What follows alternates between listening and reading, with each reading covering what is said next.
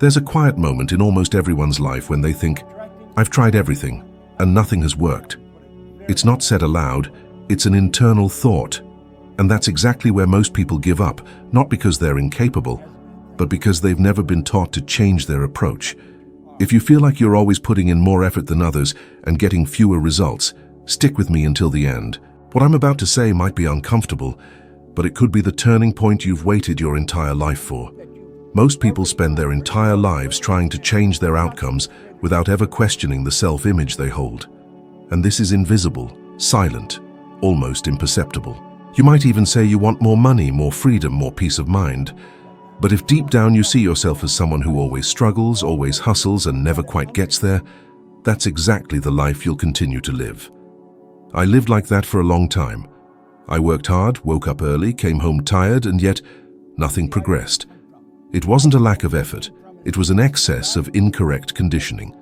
The most common fear people have isn't failing for the first time. It's failing again. It's trying, building anticipation, getting excited, and then feeling that emotional blow when nothing changes. How many times have you thought, "I've tried this before"?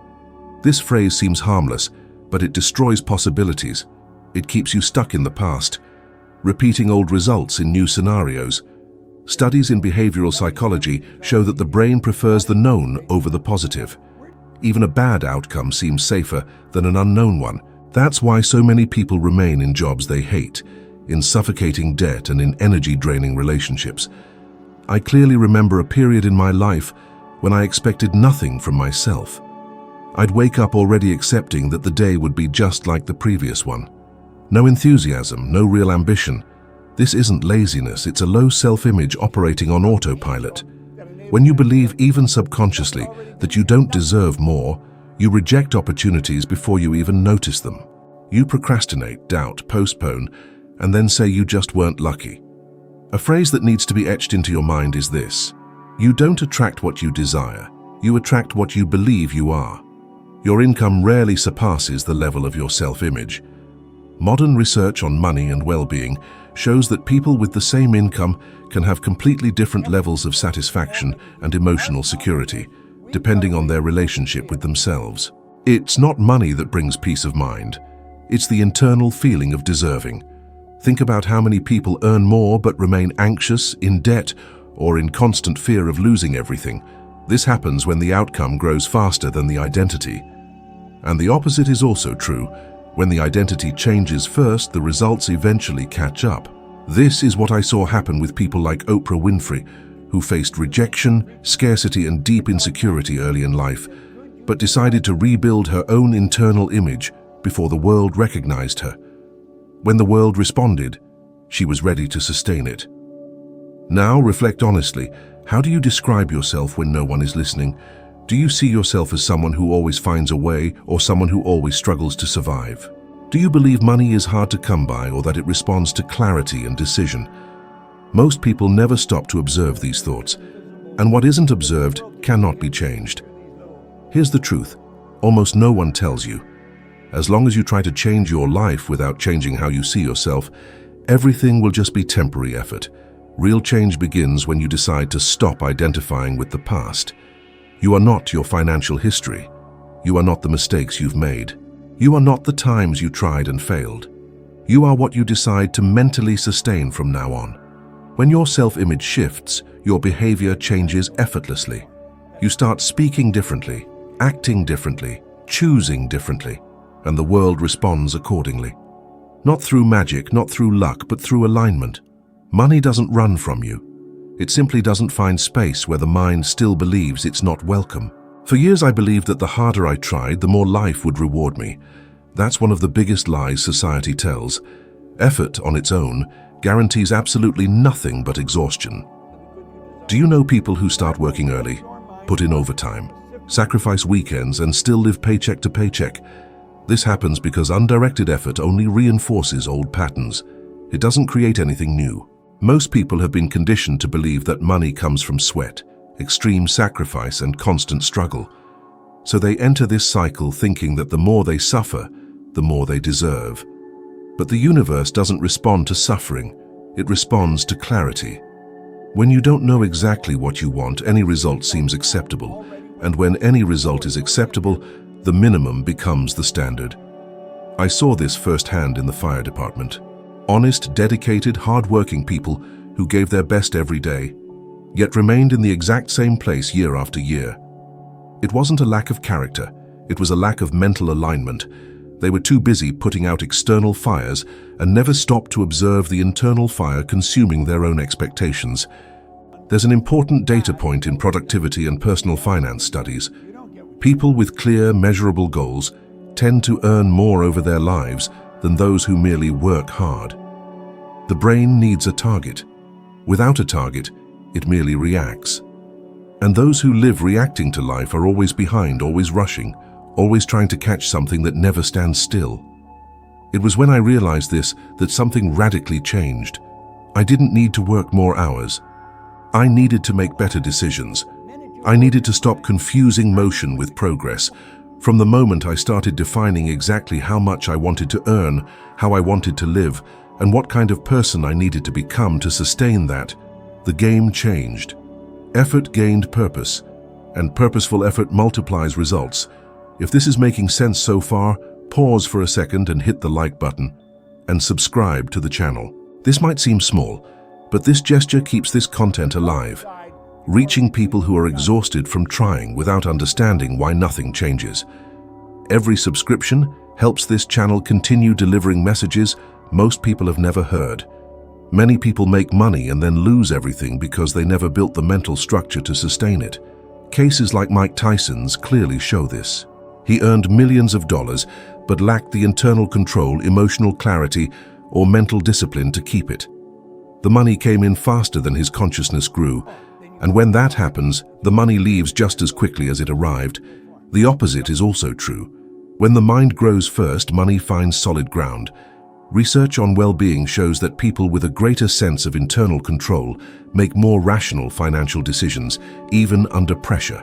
They don't panic, don't self-sabotage, and don't make impulsive decisions just to alleviate momentary emotions. Here's a simple and powerful truth. You are not rewarded for how hard you try. You are rewarded for the value you learn to generate and sustain. When you understand this, you stop taking pride in your exhaustion and start taking pride in your clarity.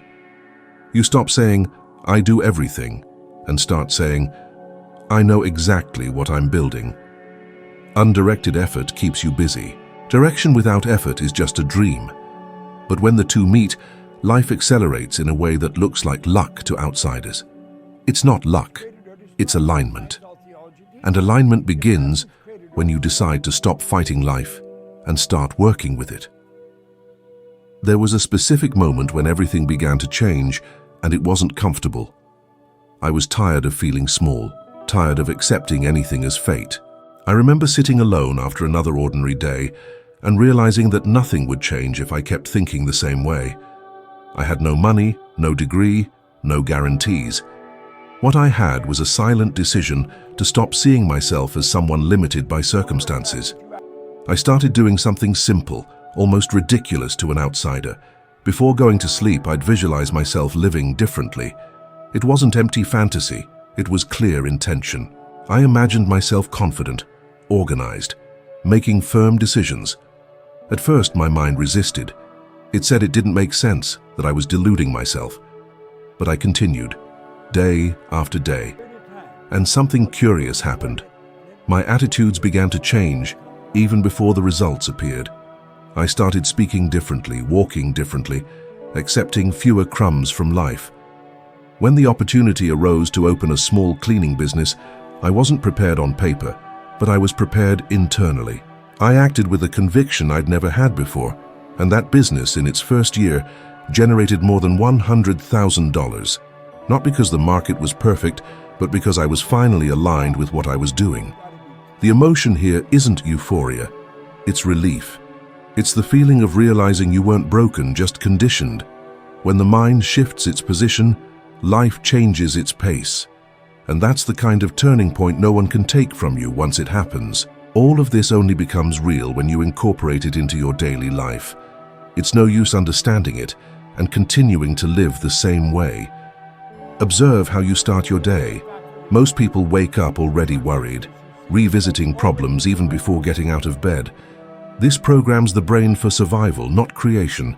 Research on emotions and decision-making indicates that anxious mental states diminish the ability to see opportunities and increase impulsive choices, especially concerning money. If you want to change this, you need to establish new mental rituals. Before bed, write down precisely how much you wish to earn and how you envision yourself feeling while living that reality. Don't just write for writing's sake, feel it. The brain responds to emotional repetition. Studies on neuroplasticity reveal that mental images repeated with emotion build new neural pathways. This is how old patterns begin to lose their grip. Throughout the day, pay attention to your language. Phrases like, "That's not for me," or "Money is hard," seem harmless, but they shape small decisions that, when accumulated, define your entire life. Replace them with better questions. How can this work for me? Or, what do I need to learn right now?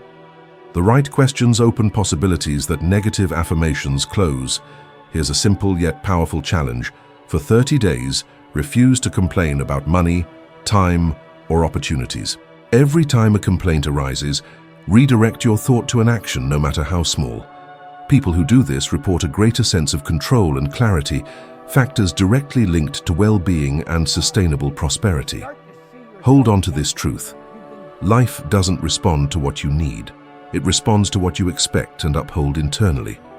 When your expectations shift, your choices change. And when your choices change, your results have no option but to follow suit. There's a point almost no one realizes.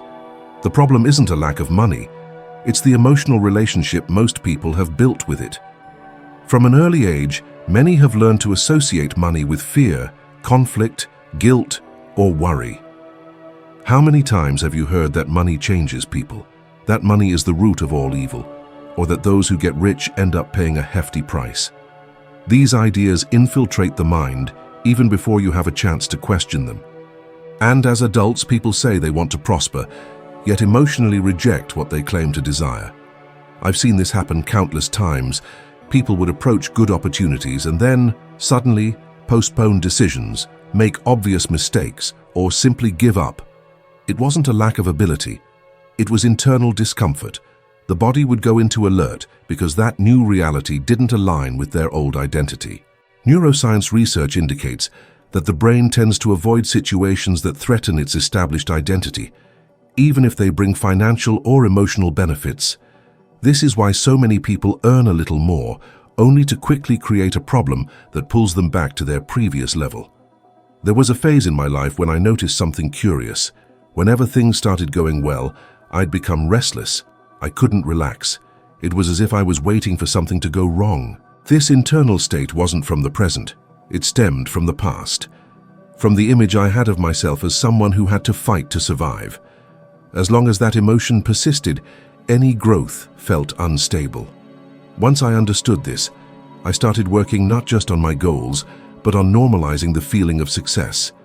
A simple phrase summarizes this: what you're uncomfortable sustaining, you lose. Studies on happiness and income reveal that beyond a certain point, well-being doesn't solely increase with more money, but with an internal sense of security and coherence. Emotionally misaligned people spend to relieve tension, make impulsive decisions, and confuse momentary pleasure with lasting fulfillment. Observe your daily life. Do you feel guilty when spending on yourself? Do you feel anxious when saving money? Do you feel fear when you consider earning more than those around you? These emotions are clear signs of internal conflict. As long as they persist, prosperity will be unstable. When you resolve this conflict, money ceases to be a problem and becomes a tool. Here's a simple, yet profoundly transformative exercise. For 7 days, every time the topic of money arises in your mind, pause internally and observe the emotion that appears even before the thought is complete. Don't analyze, don't judge, don't try to correct. Just notice.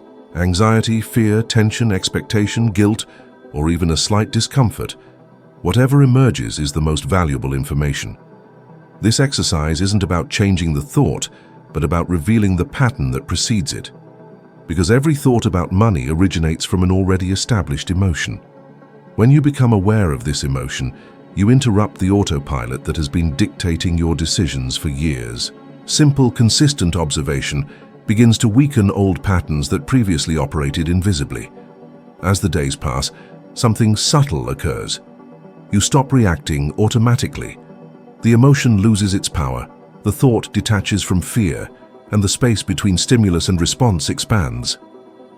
People who develop this level of awareness report greater clarity, increased emotional control, and more balanced financial choices, not through effort, but because they now act from lucidity, not old programming. Awareness is the first sign of real change. When you observe without resistance, you cease to be controlled by the pattern, and what once seemed automatic begins, silently, to dissolve. Internalize this deeply. Money doesn't create character. It reveals and amplifies who you believe yourself to be at the most intimate level. When your internal identity is aligned with growth, deservingness, and responsibility, money flows naturally and finds a place to stay. It is managed with clarity, used with intention, and multiplied with awareness. But when there's internal conflict, guilt, or fear regarding prosperity, money enters like a stranger and leaves quickly, as if it never belonged there. Nothing external can be sustained when the internal is at war. You might even achieve something through effort, luck, or circumstance, but nothing lasts when your identity still operates in survival mode. As long as you see yourself as someone merely resisting life, any abundance will appear fragile, temporary, poised to vanish. Not because the world is unstable, but because internally, you haven't yet normalized success as something natural for you. Before you can change results, you must adjust your internal relationship. That's where everything begins. When you stop feeling alienated by growth, when you cease feeling guilty for prospering, when success no longer seems too big for who you believe yourself to be, something profound realigns. Abundance doesn't demand constant struggle. It flows where there is coherence between identity, thought, and action. The external world responds with absolute precision to the image you hold of yourself. It doesn't react to desires you repeat mechanically, nor to empty affirmations spoken out of habit. Life responds to the identity you accept as truth. Change who you believe yourself to be, and the effort diminishes.